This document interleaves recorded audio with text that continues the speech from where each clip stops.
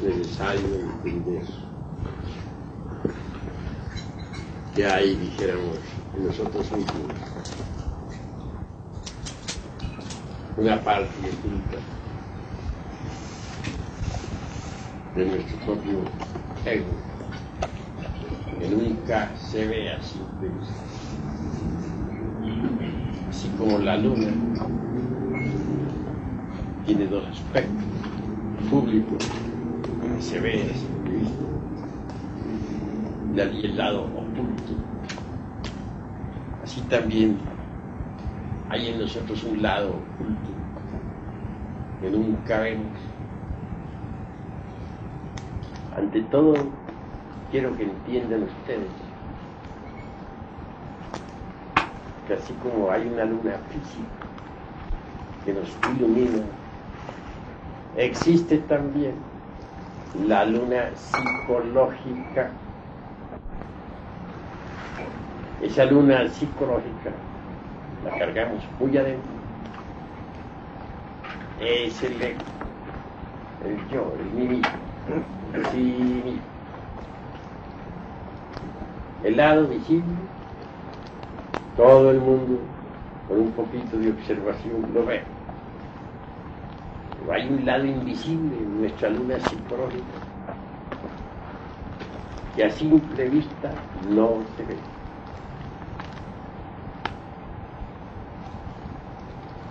La conciencia, desafortunadamente,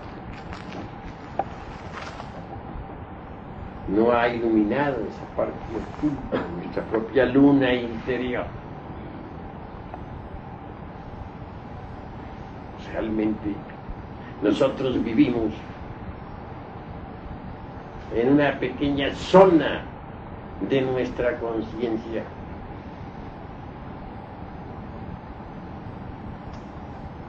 Nosotros nos hemos forjado un retrato de nosotros mismos, mas un retrato no es la totalidad.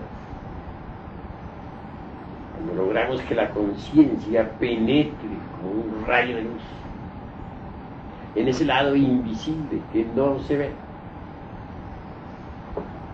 en ese lado oculto de nosotros mismos, entonces el retrato sobre sí mismos nos hayamos forjado se desintegra, queda reducido a polvareda cósmica.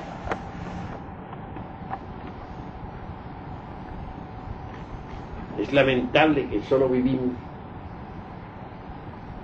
en una pequeña fracción de sí mismos.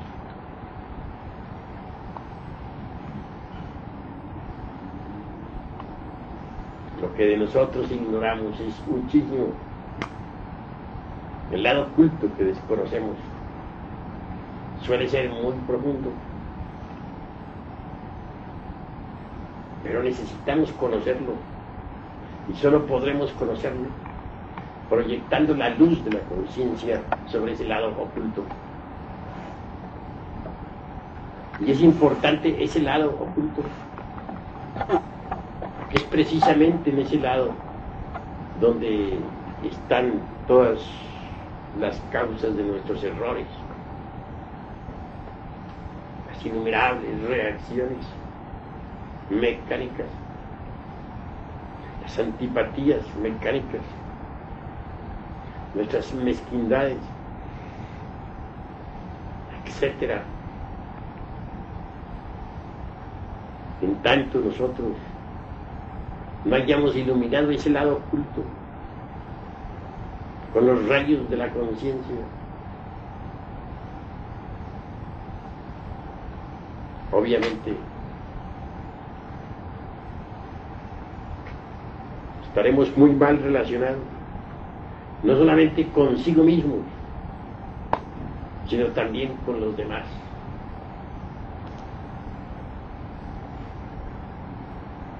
Cuando uno ilumina ese lado oculto de su luna psicológica con los rayos de la conciencia, conoce sus errores, y entonces sabe ver a los demás. Pero cuando uno no ilumina con su conciencia ese lado oculto de sí mismo, comete el error de proyectarlo sobre las gentes que nos rodean, y eso es gravísimo. Proyectamos sobre las gentes todos nuestros defectos psicológicos, y si somos mezquinos, todos los veremos mezquinos. Y si estamos llenos de odio, todos los veremos en esa forma. Y si somos envidiosos, creeremos que los otros son también envidiosos. Y si somos violentos, pues no sabremos comprender la violencia ajena. Creeremos que solo nosotros tenemos la razón y que los demás no la tienen.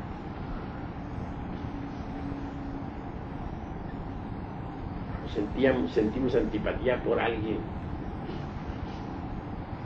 Es claro que allí está precisamente el quid de la cuestión.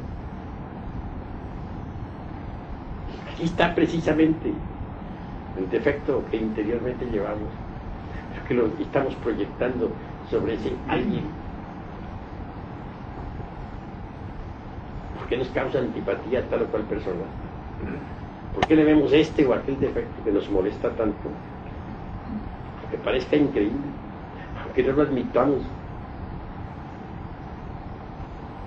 aunque rechacemos, la verdad es que ese defecto lo tenemos adentro y que lo estamos proyectando sobre el prójimo.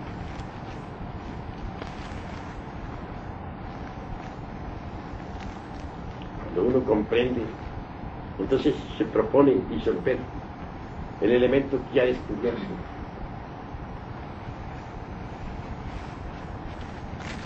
Si uno ve que el prójimo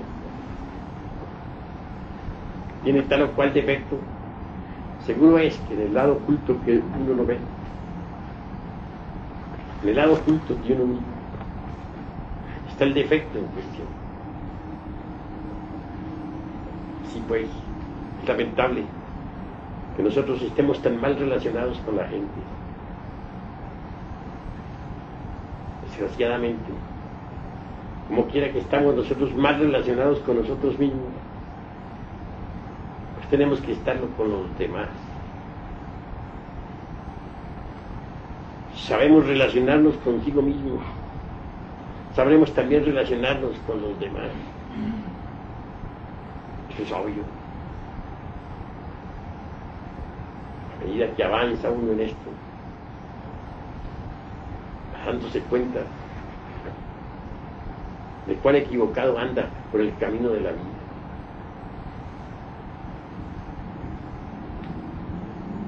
Protesta uno porque otros no son cuidadosos y uno sí lo es. Cree uno que los demás andan mal porque no son cuidadosos. Cree uno que sí es cuidadoso. Se molesta contra alguien porque no lo es. Si uno observa en detalle, verá que ese que no es cuidadoso, ese defecto que ve uno en otro, lo tiene muy sobrado en sí mismo, en el lado desconocido de sí mismo. Aunque se crea uno muy cuidadoso, puede suceder, es verdad, sucede, que no es tan cuidadoso como cree, que hay desorden dentro de sí mismo, que ignora y no acepta, y no cree ni entiende.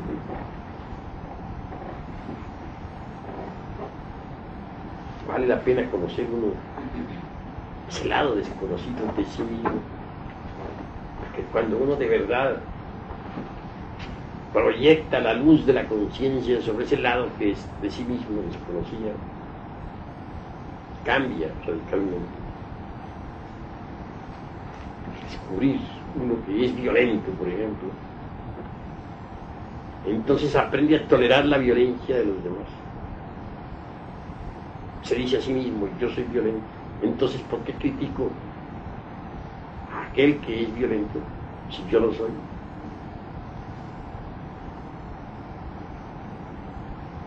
Cuando uno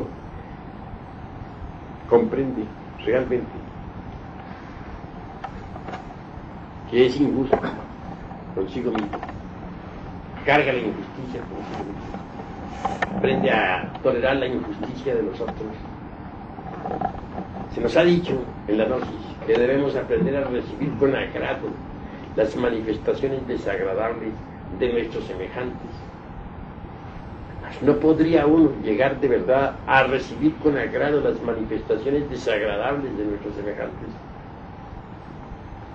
si no acepta sus propias manifestaciones desagradables, si no las conoce. Para conocerlas debe lanzar un rayo de luz sobre ese lado oscuro de sí mismo. Obviamente en ese lado que no ve está en verdad las manifestaciones desagradables que interiormente carga y que proyecta sobre los demás.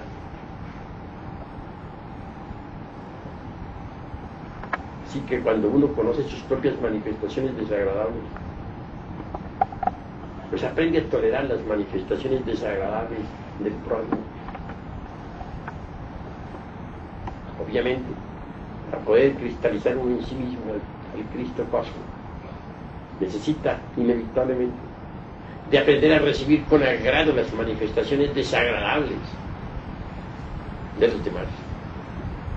Y así poco a poco va cristalizando en sí mismo al Señor de perfección.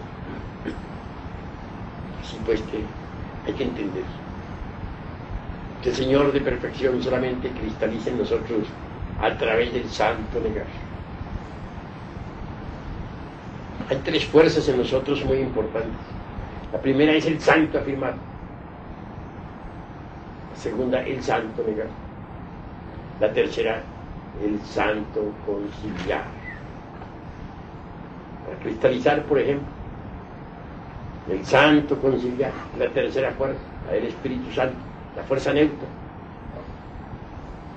necesita transmutar la energía creadora. Y al fin esa fuerza maravillosa viene a cristalizar en los cuerpos existenciales superiores del ser, para cristalizar en sí mismo la segunda fuerza, la del Señor de perfección, la del bendito, la de nuestro Señor el Cristo. Necesita inevitablemente aprender a recibir con agrado las manifestaciones desagradables de nuestro semejante. Y para cristalizar en sí mismo la primera fuerza, la del Padre, santo afirmar, necesita saber obedecer al Padre, así en los cielos como en la tierra. El sagrado sol absoluto, del cual dimana toda vida, quiere cristalizar en cada uno de nosotros esas tres fuerzas primarias de la naturaleza y del cosmos. Santo afirmar, santo negar, santo conciliar.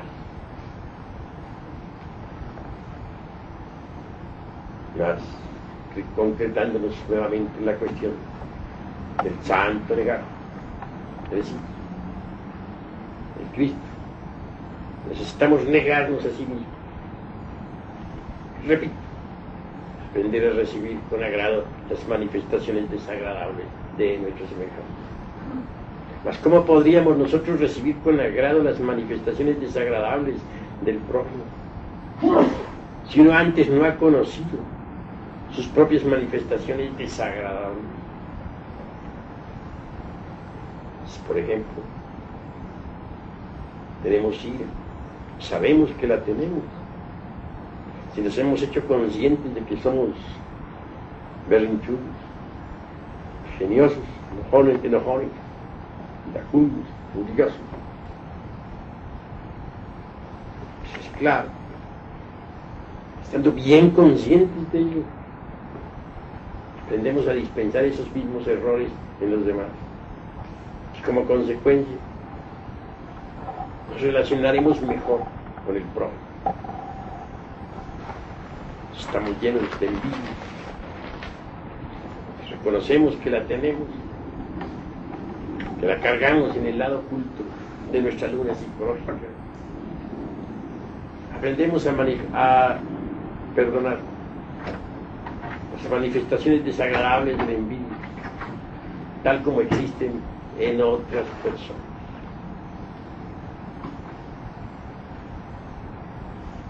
Estamos llenos de orgullo, necio. Sabemos que lo tenemos.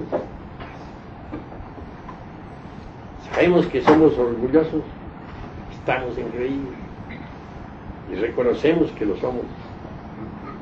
Entonces aprendemos a mirar, pues, a los orgullosos con más comprensión. Ya no nos atreveremos a criticarlos.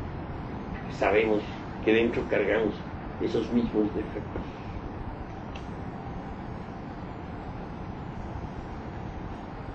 Si un hombre se siente honrado, se siente incapaz de mentir, de pronto sucede que lo ofende diciéndole mentiroso. Obviamente, si ha aceptado que en el lado de su luna psicológica, en ese lado que no se ve, en el lado oculto de sí mismo, existe todavía la mentira, en forma inconsciente, no se sentirá ofendido cuando se le diga mentiroso. Sabrá ser tolerante con el prójimo. Muchos podrán creerse muy liberales en su forma de ser, muy justos. Mas si de pronto hay alguien que les dice que no lo son, que no son tan liberales ni tan justos, podrían ofenderse, porque ellos se sienten siendo justos y liberales. Si ellos han aprendido a proyectar antes, previamente, su conciencia sobre el lado oculto de sí mismos, sobre ese lado oculto que jamás se ve, entonces vienen a reconocer por sí mismos directamente que no son tan justos ni tan liberales como pensaban. En el fondo de ellos hay injusticia e intolerancia, etc. Cuando alguien intenta herirlos en ese sentido, no se quieren, que saben que les están diciendo la verdad. Así pues, resulta muy importante mirar ese lado oculto de sí mismo, ese lado que no se ve. En ese lado está la crítica, la censura. Nosotros hay algo que censura, algo que critica. La parte oculta de nosotros mismos, en la parte oculta de nosotros mismos está la censura, está la crítica.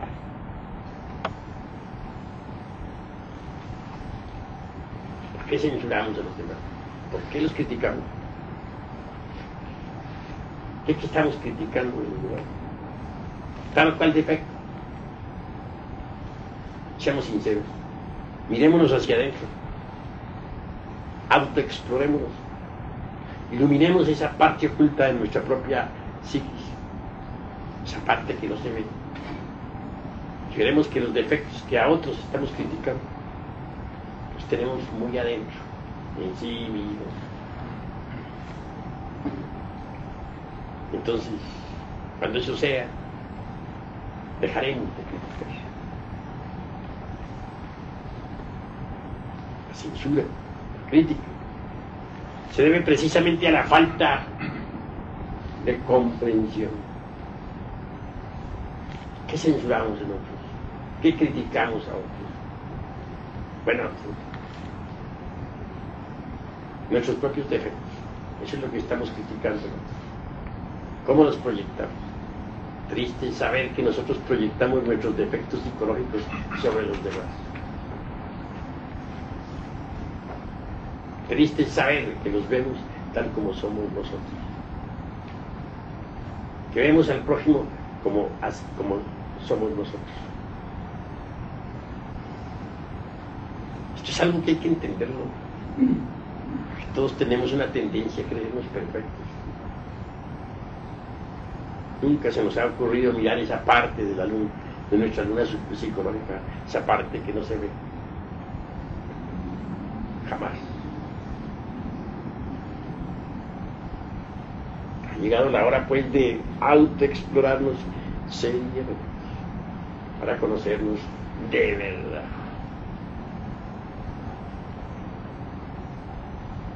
Cuando uno de verdad, iluminado pues la parte oculta de sí mismo, el lado que lleva en su interior,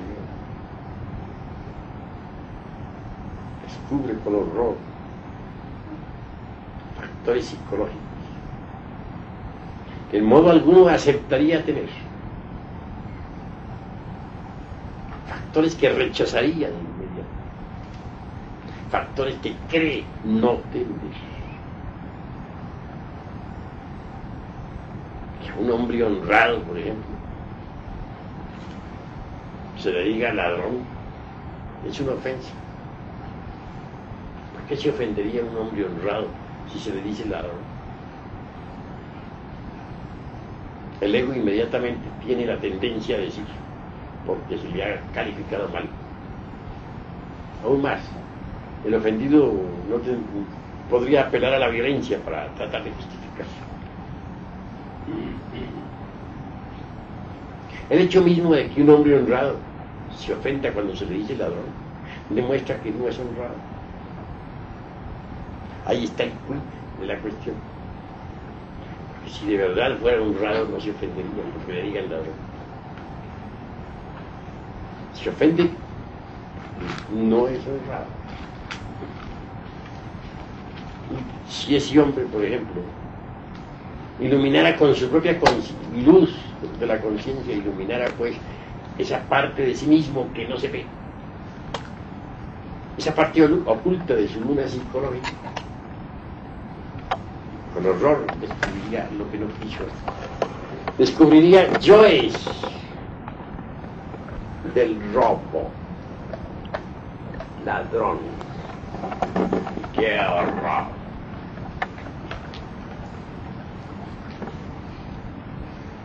Sí, pero así es. Gracias. En nosotros hay factores que ni remotamente sospechamos, que rechazamos, que de ninguna manera aceptamos, que nos horrorizan y sin embargo en el fondo los tenemos. Horrendo es, pero así es. Yo mismo, estaba en el trabajo de la disolución del yo en el mundo de las causas naturales. Fui sorprendido. Nunca pensé que tuviera dentro de mi interior yoes de robo. Y encontré toda una legión de yoes ladrones.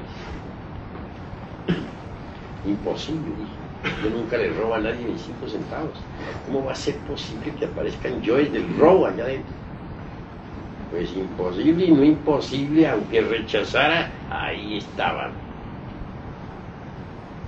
Gustara o no me gustara, ahí estaban.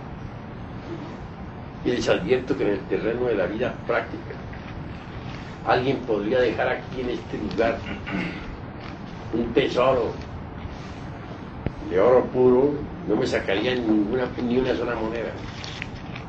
Aunque dicho está, y en el arca abierta hasta el más justo peca. Pero por ese lado estoy seguro de no fallar.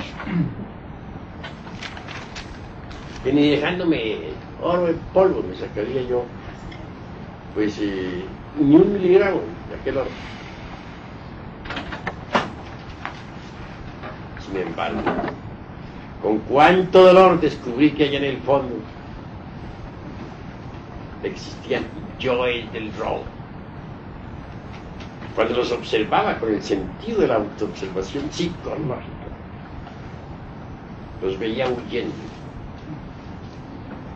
El ladrón que roba y huye despavorido. Horribles caras del robo. Quedé horrorizado, sí, de mí mismo. Pero no tengo ningún inconveniente en confesarlo. Porque si no lo confesara, todavía sería señal de que todavía estarían vivos esos yoes allá adentro. Porque el hipócrita tiene la tendencia a ocultar sus propios defectos.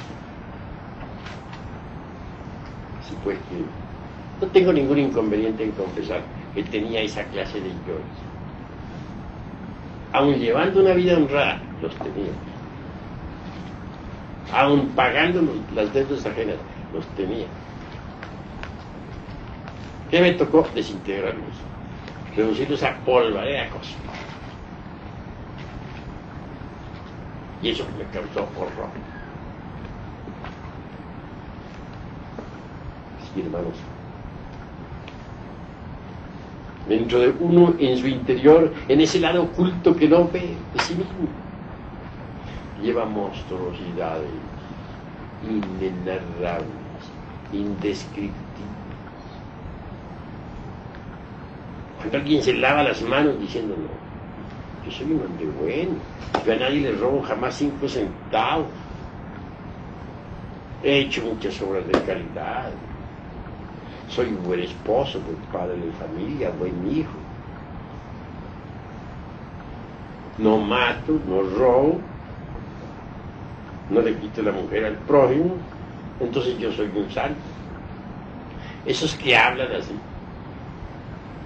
son candidatos seguros para el abismo y la muerte segunda. Son casos perdidos. Ninguno de nosotros se crea santo, porque en el lado oculto de sí mismo, en ese lado que no ve, carga monstruosidades inenarrables, horripilantes, que ni remotamente sospecha. Desgraciadamente la gente, como les he dicho a ustedes, no vive sino en una pequeña parte de sí misma. No ve la totalidad del cuadro, solamente ve un rincón del mismo.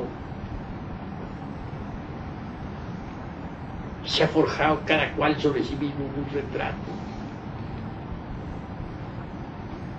El retrato del hombre honorable. El retrato de la dama virtuosa. Aunque no lo sea, pero ella se cree virtuosa. El retrato del caballero caritativo, etcétera. De acuerdo con ese retrato, condiciona su existencia. Desde allí acciona y reacciona incesantemente. Allí están todas sus mezquindades, críticas y censuras. Pero él se cree perfecto. Bien vale la pena reflexionar en todas estas cosas. En ese lado oculto de sí mismo, tener el valor de verlo. Todo el mundo lo sospecha, pero nadie se atreve a ver de verdad, cara a cara, ese lado oculto de sí mismo, donde están precisamente los factores que producen discordia en el mundo. Está la censura y la crítica, está la violencia, está la envidia, etc. La envidia, por ejemplo, se ha convertido, dijéramos, en la mecánica de esta civilización, en el factor básico de la acción. Cuán lamentable es eso. Si alguien tiene un carrito y de pronto ve que otro pasó con un carro más hermoso, un flameante automóvil, dice, hombre, yo tengo ganas de mejorar un poco, voy a ver cómo me consigo un carrito mejor. Pues no se le ocurre saber por qué se le ocurrió, por qué anhela un carrito mejor. Si muchas veces puede suceder que el carrito que estoy usando me está sirviendo, pues ¿por qué anhela otro mejor? sencillamente por envidia. Y esa envidia está ya en el lado oculto que no se ve, en el lado oculto de nuestra propia luna psicológica. Allí está.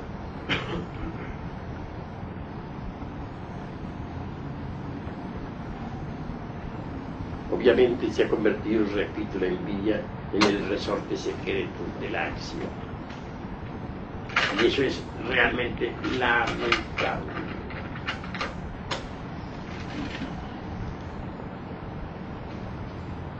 Conforme nosotros vayamos progresando en la autoexploración psicológica, nos iremos haciendo cada vez más conscientes de sí mismos. Y eso es lo mejor. Ha llegado la hora de entender los errores que nosotros vemos, los cargamos adentro de nosotros. Ha llegado la hora de entender que en tanto nosotros no conozcamos ese lado oculto de sí mismos, estaremos mal relacionados con el prójimo. Es necesario aprender a relacionarnos mejor consigo mismo para podernos relacionar mejor con los demás. ¿Cómo podríamos relacionarnos bien con el prójimo cuando ni siquiera nos hemos relacionado bien consigo mismo?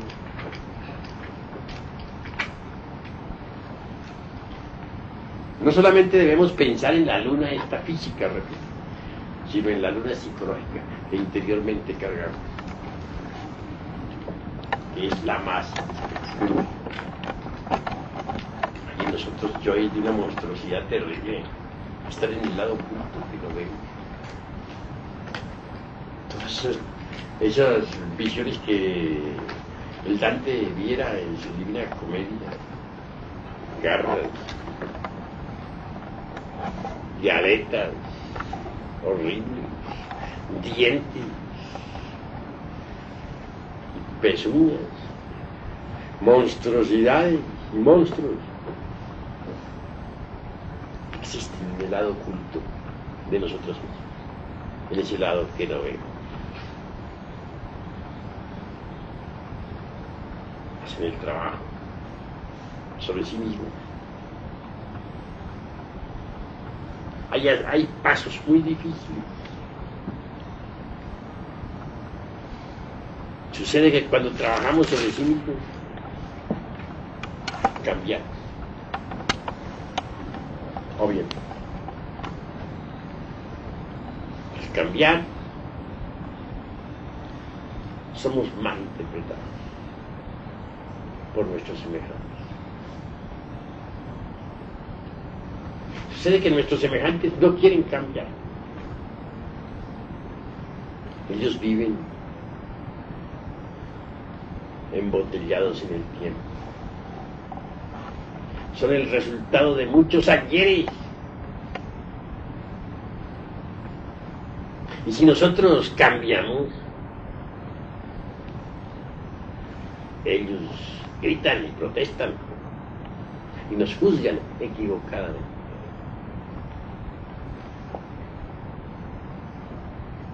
Todo esto debe saberlo el estudiante. En el mundo se han escrito muchos códigos de moral. ¿Qué cosa es la moral? ¿Servirá acaso para la disolución del yo? ¿Podrá iluminarnos ese lado oscuro de sí mismos? ¿Ese lado que no se ve? ¿Podrá conducirnos a la santificación o qué? Nada de eso. La moral es hija de las costumbres, del lugar y de la época. Lo que en un lugar es moral, en otro lugar es inmoral. Lo que en una época fue moral, en otra época dejó de serlo.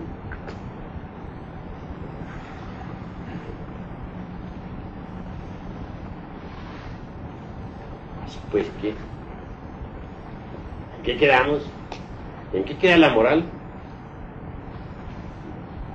La China antigua Matar a su padre era justo, cuando ya él estaba demasiado anciano e incapaz para bastarse a sí mismo.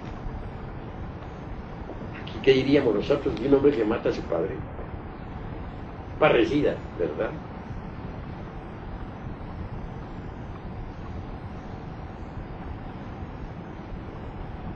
Sí, pues, la moral es esclava del lugar, de las costumbres y de la época, repito.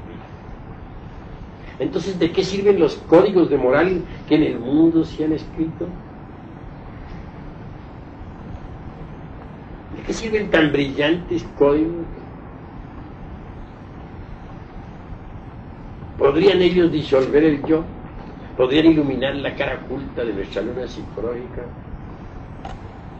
Nada de eso. No sé. En el camino de la disolución del yo,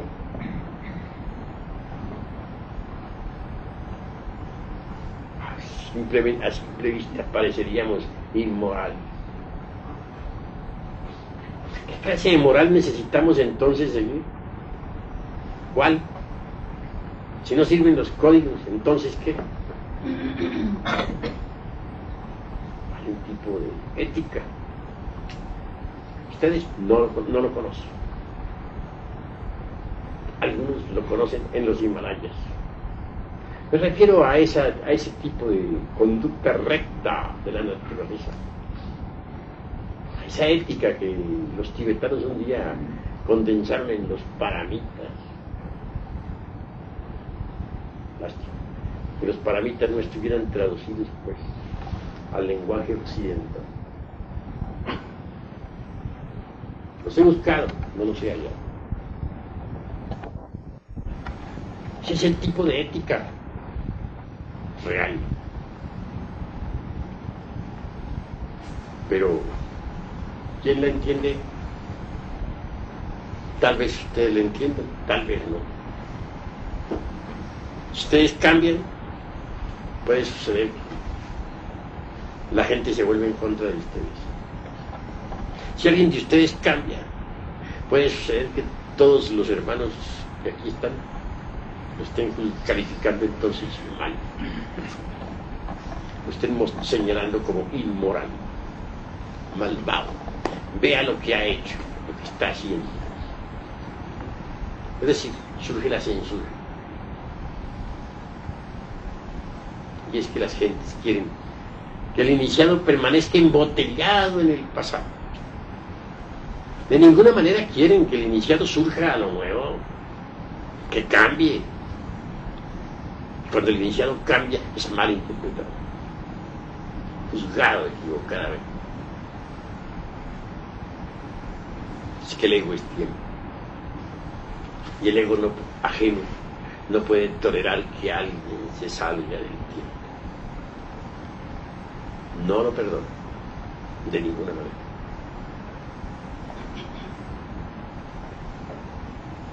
A mí me corrieron de mi propia casa paterna porque resolví cambiar. Me tenían demasiado atormentado con su mochismo. La férula de los profesores llovía sobre mí incesantemente. Los jalones de orejas, los golpes en la cabeza. Porque no dominaba aquellas materias que para ellos eran muy fundamentales. Cosas allá de los ecos. Pero que para ellos son básicas. Y que se enorgullecen de tener esas cosas, además. Me corrieron. Me corrieron de mi propia casa paterna. Me corrieron de la escuela y me corrieron de todas partes. Conclusión, yo era una calamidad. Sencillamente porque estaba cambiando. Porque no quería seguir metido en el tiempo. Entonces se me endilgaban toda clase de barbaridades. Se me condenaba como hereje, malvado. Hasta se me perseguía para darme muerte. Enemigo número 1 de la religión ortodoxa. Conclusión: me coloqué, como dicen el dicho por ahí, fuera de onda. No podían perdonarme que me saliera pues del jacal. Y no me lo perdonaron.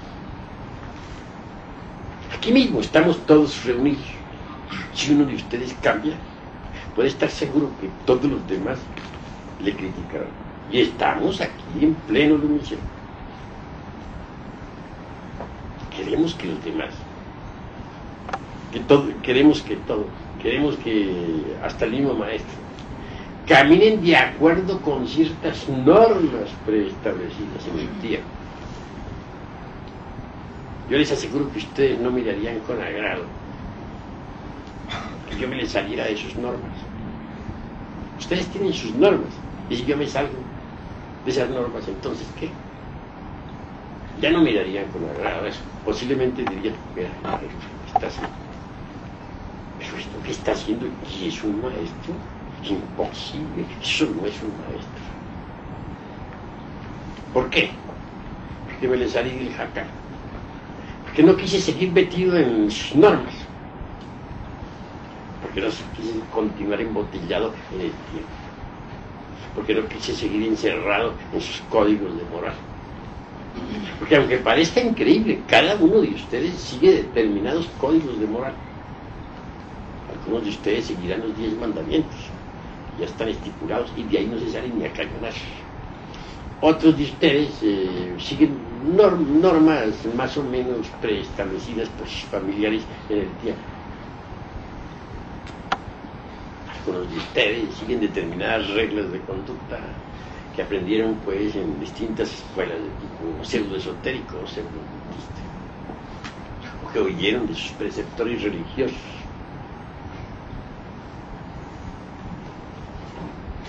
Cuando alguien se sale, cuando alguien no se comporta de acuerdo con esas normas que ustedes tienen establecidas en sus mentes, ese alguien para ustedes es un indigno, un infame, un malvado. Vean ustedes cuán difícil es pues llegar uno a la autorrealización íntima del ser. A medida que uno se autoobserva psicológicamente, va iluminando precisamente esa cara oculta que uno ve. Va conociendo que en su interior hay factores que ignoraba, crímenes que ni remotamente sospechaba. Conforme disuelve tales factores, se verifican cambios psicológicos que obviamente se reflejan sobre sus semejantes. Esos cambios son mal interpretados por el prójimo. De ninguna manera el prójimo puede aceptar que alguien no se comporte de acuerdo con las normas establecidas, de acuerdo con los códigos ya escritos, de acuerdo con los principios sustentados. Y resulta que en el trabajo muchas veces tenemos que volvernos inmorales. Cuando hablo de inmorales hay que saber entender esto, ponerlo entre comillas y subrayarlo. Me estoy refiriendo a, no estoy citando esta palabra en la forma en que ustedes la están entendiendo, en la forma negativa. Quiero únicamente aclarar, cito esta palabra en el sentido edificante o dignificante, en el sentido positivo, constructivo, en el sentido de que hay necesidad de evitar los códigos caducos de ciertas de cierta moralidad sin basamentos sólidos.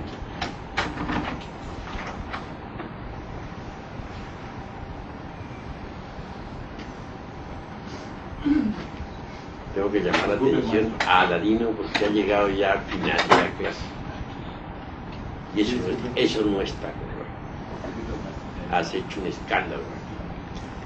Hay que llegar siempre temprano, a la hora que empezamos. Empezamos a las 9 de la noche. A esa hora.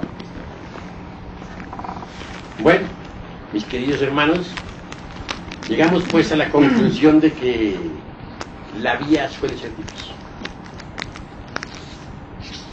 Caminos angostos, estrechos, de lado y lado hay horrendos precipicios, subidas maravillosas, bajadas horribles. Los caminos suelen salir muchos caminos. Algunos lo conducen a uno al dominio de determinadas zonas del universo. Es decir, le convierten de hecho en un deidus o cosmocrato, para hablar esta vez en el sentido nostálgico. Otros le llevan a determinados paraísos. Ellos le traen de regreso a los sufrimientos de la tierra. Nosotros al abismo y a la muerte según. Hay sendas que se escapan del camino central con apariencias maravillosas de santidad, pero que conducen al abismo y a la muerte según. Es difícil no perder. Lo normal es que se pierda. Muchas veces por atenerse uno a un código de moral establecido, se pierde. Y cae en el abismo de perdición.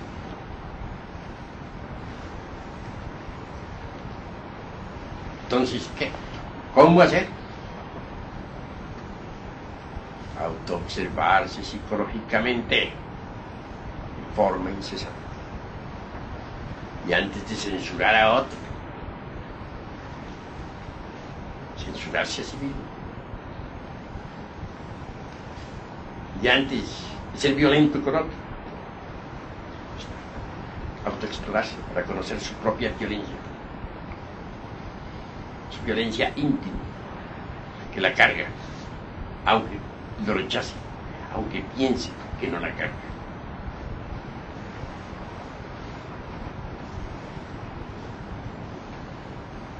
Si la gente viviera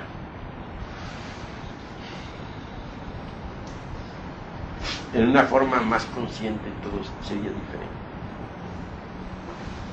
Desgraciadamente, nosotros, como les he repetido y tanto esta noche, nos hemos forjado muchos retratos sobre sí mismos, porque solamente vivimos en una pequeña parte de sí mismos. Cuando proyectamos nuestra conciencia sobre esa parte que no se ve, los retratos aquellos dejan de ser alimentados y se vuelven polvareda cósmica.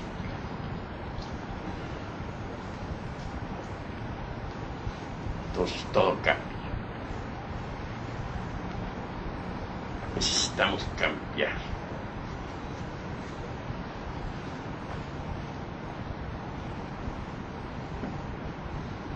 Qué pequeños y deformes retratos nos hemos forjado de sí mismos.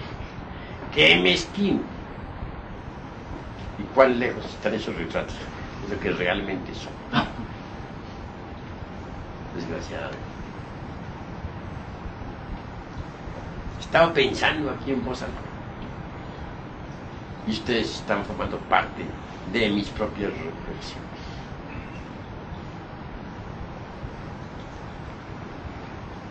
¿Cuán mezquinos somos?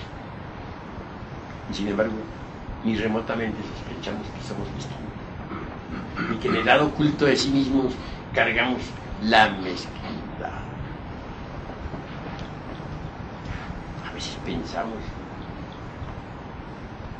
que si este grupo, estos grupos esotéricos, todos caminaran mejor, seríamos más felices. Parece que como que nosotros reclamamos un mundo ideal para trabajar. Si fuéramos a las montañas, si fuéramos a los valles más profundos, creeríamos que así caminaríamos mejor. Más, ¿qué qué sirve encerrarnos en una cueva cuando dentro de sí mismos cargamos todos los factores que producen envidias, odios, lujuria, etcétera, etcétera, etcétera?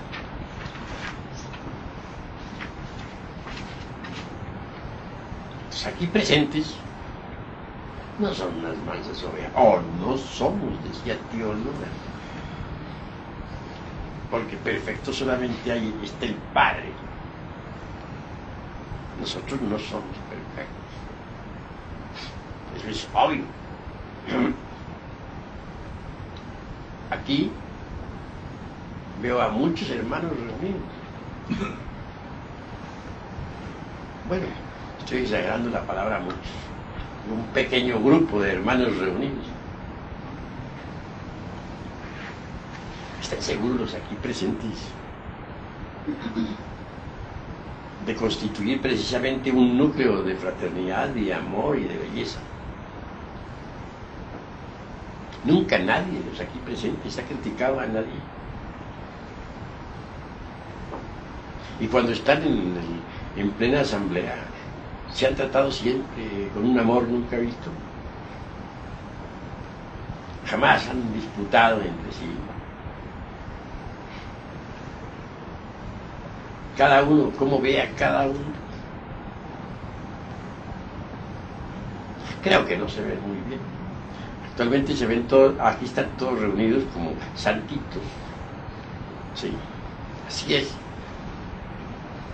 Pero en el fondo de ustedes saben que hay envidias, disputas, odios, críticas malsanas, etcétera, etcétera, etcétera. Lo saben, sí.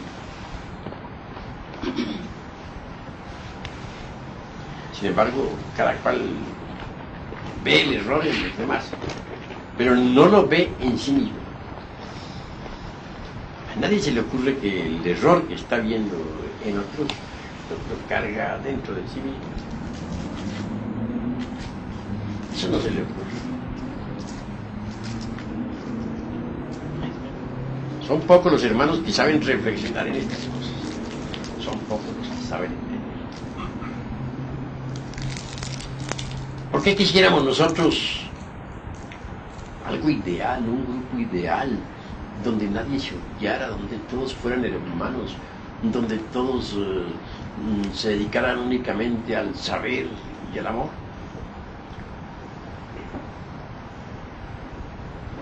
¿Por qué? ¿Hay razón para desear eso? En verdad que no la hay.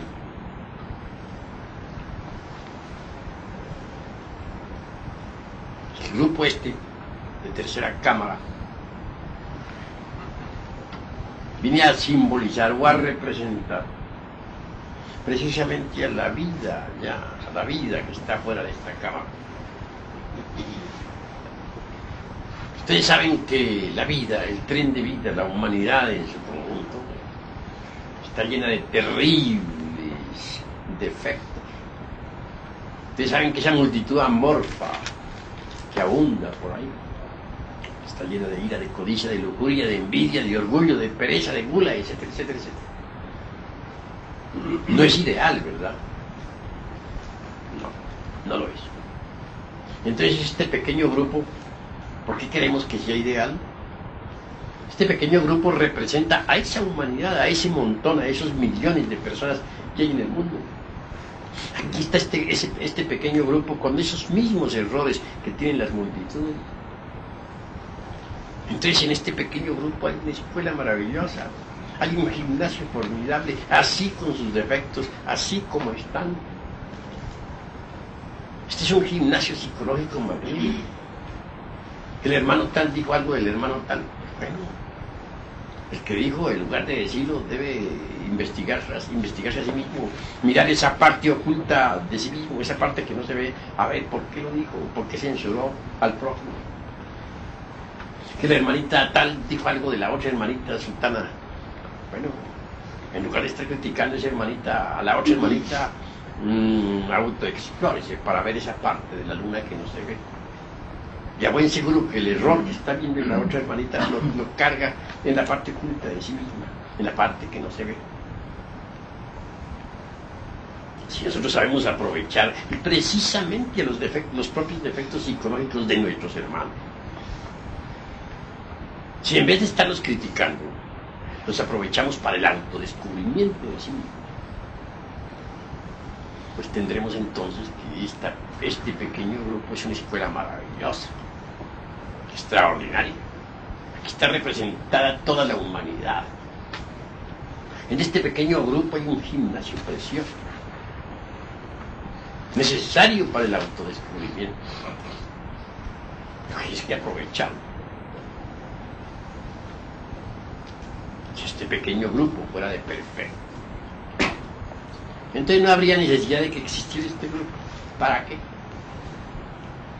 Si todos llegaron a la perfección, ¿para qué formar este grupo? Este grupo existe porque no somos perfectos. Por eso existe. Si fuéramos perfectos, este grupo no existiría. Los errores que nosotros, los errores de todos los hermanos, sumados entre sí, son los errores de la humanidad. Aquí está tipificada, ejemplarizada. Esta es una muestra de lo que es la humanidad. Pues aprovechemos esta muestra. Aprovechemos esta escuela.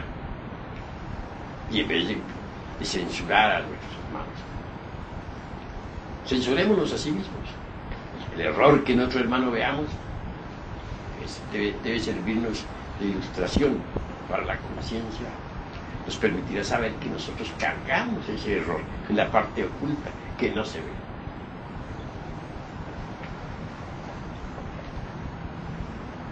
Vean ustedes cuán útil es una escuela esotérica, una escuela de regeneración. Esta es una escuela de regeneración. No somos tontos cuando dejamos la escuela, cuando nos vamos de pinta, buscando una humanidad ideal. ¿Dónde la van a encontrar? ¿Qué parte del mundo? Imposible, ¿verdad? Hay una humanidad divina, sí, pero no es la humanidad corriente, no. Me refiero en forma enfática al círculo consciente de la humanidad solar, a ese círculo que opera sobre los centros superiores del ser. Esa es la única parte, es la única humanidad que yo diría ideal. ¿Cómo vamos a llamar ideal al hijo del vecino? ¿Cómo vamos a llamar ideal a Pedro, Juan, Diego, Chucho, Jacinto, José? Sin embargo, todos son necesarios. Los errores del vecino pueden ser muy útiles para nosotros. Podemos utilizarlos como una indicación. Si yo descubro que el hermano fulano de tal está lleno de envidia, pues debo ser un poquito reflexivo. Porque estoy censurando la envidia del hermano fulano de tal. El hecho de que esté censurando la envidia del hermano fulano de tal indica que yo la tengo en las profundidades de mi conciencia, en esa parte que no se ve. Ahora bien, hay que saber quién es el que censura. ¿Quién es el censurador? ¿Cuál es el yo de la crítica? Vale la pena que le hagamos la autopsia, que lo reduzcamos a polvareda cosa. Hasta aquí esta plática, mis queridos hermanos. Ahora, si ustedes quieren preguntar, pueden hacerlo con la más entera libertad. Habla, Moisés. Maestro, respecto a los personajes gorgónicos, ¿cómo se aclara? ¿Cómo? Explica bien. Los personajes, a las górgonas. Las gorgonas. ¿Qué quieres saber de las gorgonas? ¿No habló acaso sobre ellas Eneida, Virgilio, el poeta de Mantua, en la Eneida? ¿No habló acaso sobre las gorgonas, el Dante Alighieri en la Divina Comedia? ¿Qué quieres saber tú sobre las gorgonas? Pues es la pregunta que vimos ahora. ¿Cómo? Es lo que es en sí, Las gorgonas con sus venenos gorgoicos. No es otra cosa sino las tres furias de que nos hablara Virgilio en su Eneida. Allí sí, allí están, sí, no lo digo, las tres furias, las tres gorgonas, sí. Allí están, terribles. En el esoterismo crístico podríamos llamarla a la primera Judas, el demonio del deseo. A la segunda podríamos llamarla Pilatos, el demonio de la vela. Y a la tercera podemos llamarla Caifás, el demonio de la mala voluntad. Que las decapitó quien, Perseo, con su espada flamígera, bien lo hizo. Ahora lo que importa es que cada uno de nosotros decapite las tres gorgonas que lleva dentro. Ellas pertenecen precisamente a ese lado oculto de sí mismo, a ese lado que no se ve. ¿Hay alguna otra pregunta, hermano?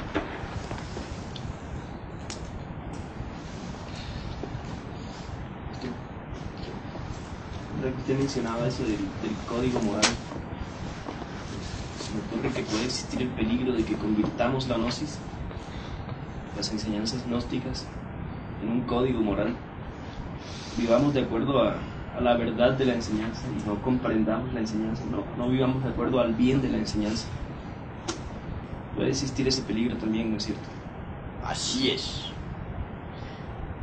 Veo que hay una marcadísima tendencia en todos los hermanos del movimiento gnóstico a escribir códigos morales. Que todos tienen la tendencia a que esos códigos sean respetados.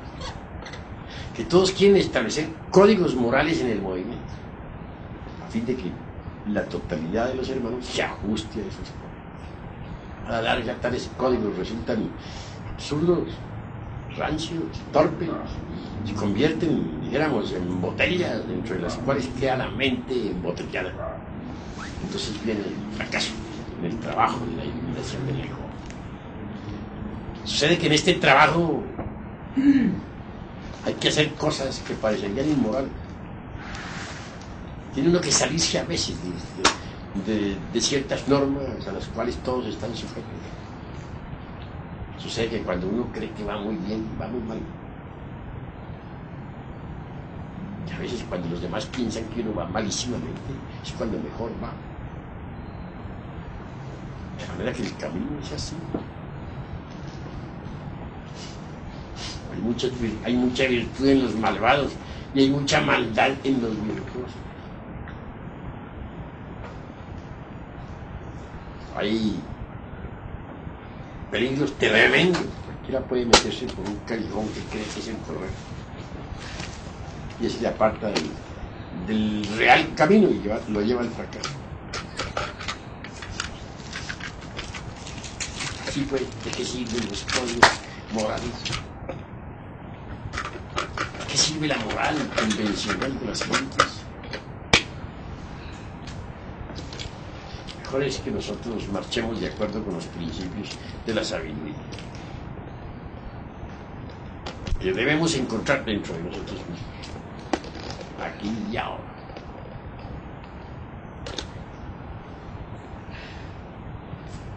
¿Alguna otra pregunta? Maestro, tampoco tenemos mandamientos, ¿no? Pues cada cual es libre de seguir o no tales o cuales mandamientos. Las gentes tienen tantas cosas, han inventado tantos dogmas a través de los siglos, que realmente si uno se pronunciara contra todas sus normas, lo único que se expondría era a hacer apedrear en la plaza pública. Todo lo que sirve es el discernimiento, la autoexploración de sí mismo, la autoobservación psicológica. Conforme uno se vaya autoobservando, va viendo lo que tiene y va procediendo de acuerdo con lo que necesita, con lo que debe ser, con lo urgente. De nada sirve que estemos siguiendo códigos de moral convencional. Más sirve la autoobservación de sí mismo. Eso es lo que debe orientar, vernos y seguirnos viendo y proyectar la conciencia una y otra vez sobre ese lado oculto de sí mismos, sobre ese lado que no se ve. Eso es lo que sirve. Lo demás, que digan los códigos, vale, son de ella. A ver, a la Gran maestro, nosotros que somos instructores y tenemos que apoyar la sabiduría gnóstica, por ejemplo, a veces, en el caso de la Biblia, en sexto mandamiento sabemos no fornicar, no adulterar, y todo lo que conocen como la ley de Moisés. Entonces, digamos, si no nos apoyáramos ahí, como usted se ha apoyado en muchas de sus obras, en realidad, nosotros estamos de acuerdo que los códigos hay que apartarlos, pero los mandamientos, por ejemplo, en apoyo a nuestros principios, nada sirven pues esos dogmas. Lo único que le sirve a uno en la vida es autoobservarse psicológica. Bien sabemos nosotros que debe transmutar su energía creadora, no porque se le diga no fornicar, sino sencillamente por observación psicológica. Uno comprende que si transmuta su energía creadora, consigue desarrollar los fuegos espinales, consigue crear los cuerpos existenciales superiores del ser, consigue transformarse y convertirse en un logos. Es cuestión de conocimiento maduro, directo. Es cuestión de observación propia, etc. Sobre el adulterio, es repugnante. ¿Quién lo ha dicho? ¿Quién no lo ha dicho? Es decir, es realmente el adulterio es horrible. Pero ¿qué es lo que se debe entender por adulterio? No solamente existe el adulterio sexual, hay otra clase de adulterios. Hay gentes que no adulteran sexualmente, pero sí adulteran doctrinas. Hay gente que adultera la leche y le echa agua para dañar los estómagos de los niños.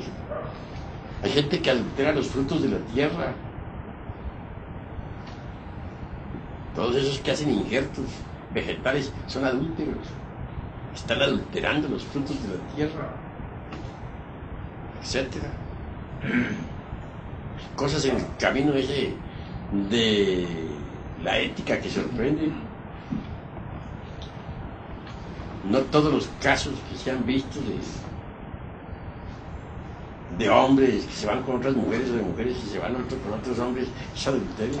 Hay casos de ley, hay casos de karma que la gente no sabe. Que la gente no sabe ni lo que es bueno ni lo que es malo. No entienden esas cosas. ¿Qué va a saber el dormido? ¿Qué puede saber el dormido sobre lo que es bueno y lo que es malo? Quiero decir que sea recomendable que un esposo traicione a la esposa, porque eso es absurdo, es adulterio. Ni quiero decir que no es recomendable que una esposa traicione al esposo, porque ese es un crimen, eso es adulterio. Pero no todos los casos son adulterio. Hay casos kármicos para el uno o para el otro. Existe también la con esto que digo, podría suceder que las gentes inmaduras dijesen, bueno, yo dejo a mi esposa y me voy con aquella porque es recto, ¿no? Es cuestión del karma. Siempre existe la tendencia, pues, a agarrar la sabiduría y acomodarse a su modo. Cada cual quiere acomodarse a la doctrina a su modo, para justificar sus delitos. Son pocos los que saben ser imparciales. Las gentes son parciales por naturaleza, por instinto. De la parcialidad no necesitan, lo único que resulta es el error. De la parcialidad resulta, dijéramos, la falta de consideración para con el prójimo. Cuando uno es parcial no sabe, dijéramos, relacionarse con los demás. Ve en otros, critica los errores de otros, pero no se le ocurre pensar que esos errores los carga dentro, en la parte aquella de sí mismo, esa parte que no se ve. Hay que ser un poquito más maduros, salirnos de tantos códigos y de tantas morales, volvernos revolucionarios, marchar por el camino de la rebeldía psicológica. La mejor ética es la de aprenderse a ver a sí mismo. Cuando uno se ve a sí mismo, sabe qué le falta y qué le sobra. hacer un inventario correcto. Pero cuando uno no se autoobserva, sino que se deja guiar por los códigos rancios de moral torpe, no sabe ni qué le falta, ni sabe qué le sobra. Cree tener lo que no tiene, y lo que no cree tener, eso tiene. Pero la autoobservación psicológica es maravillosa porque le permite a uno saber qué le falta y qué le sobra. Necesitamos iluminar más el fondo desconocido de sí mismos, porque como les dije, hasta ahora vivimos en una pequeña fracción de sí mismos, en una pequeña parte de sí mismos, en un retrato de sí mismos. No hemos aprendido pues a vernos verdaderamente tal cual somos. Necesitamos aprender a vernos mejor, ¿no? A observarnos.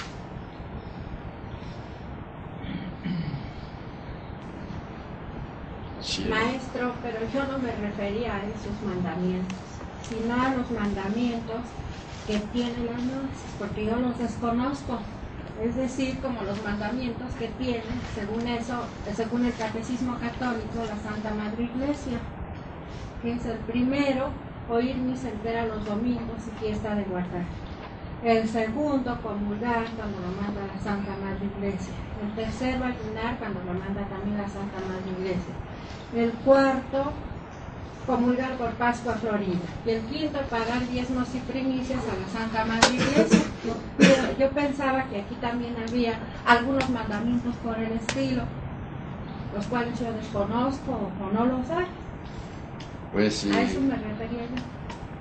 Pueden existir algunos mandamientos engañosos.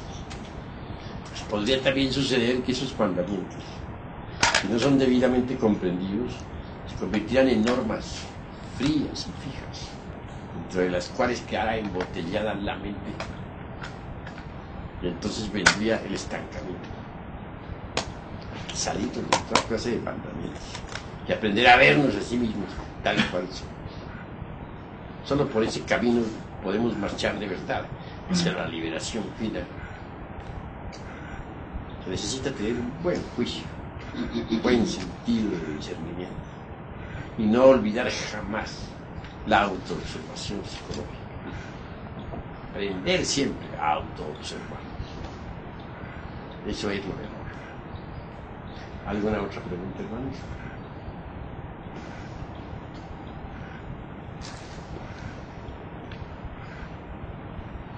Por todo habla, hermano.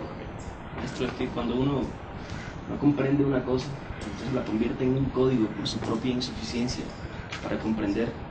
Así nos puede ilustrar el caso de los evangelios, ¿no? Cuando los judíos de los evangelios criticaban a Jesús porque él curaba en sábado, ¿no? Que curaba los sábados, entonces la ley decía que sábado había que descansar. Entonces ellos lo criticaban, decían que estaba haciendo mal. O sea, ellos vivían de acuerdo a la ley, pero no la comprendían. Vivían de acuerdo a la ley, pero no la comprendían. Hacía cosas Jesús que parecerían inmorales. Curar en día sábado, cuando en día sábado estaba prohibido. Pero no le interesaban los códigos. Al gran maestro le interesaba el amor. Curar al enfermo. Sábado, o el lunes, o el día que fuera, pero curar. Porque absurdo e injusto es, pudiendo curarse a un enfermo, no se le cura. Eso hubiera sido más injusto. Desgraciadamente las gentes no saben ver el camino como se debe ver. Las gentes quieren que el iniciado marche de acuerdo con las normas establecidas. Si alguien viola las normas, ese alguien es mal calificado. Así son las gentes. Por tal motivo las gentes permanecen petrificadas en el tiempo. ¿Alguna otra pregunta?